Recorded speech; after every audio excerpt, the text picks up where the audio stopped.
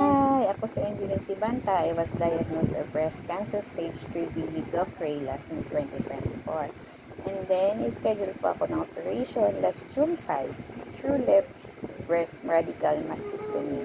After no na biopsy ang specimen ko, ang diagnosis naman sa akin is breast cancer stage 3C, gawa ng ating mass ay 7.5 na.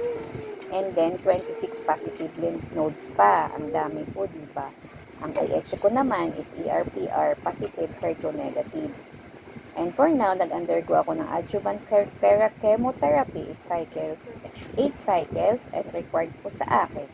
As of now, naka-third cycle na po ako. Pakatapos ko lang ng pang-third cycle ko last October 28 sa awa ng Diyos.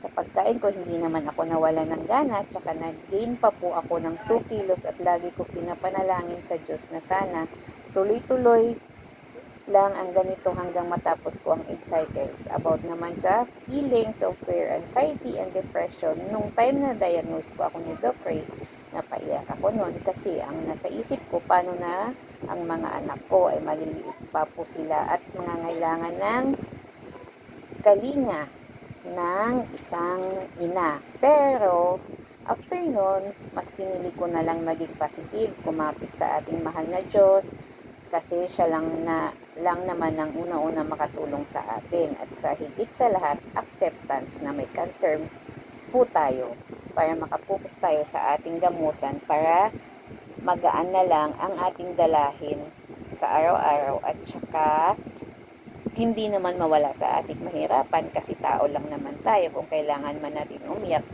para gumaan ang ating pakiramdam, gawin natin. After nyan, bangon ulit para lumaban at maniwala tayo na gagaling tayo. At saka, ang lahat ng to, sinurrender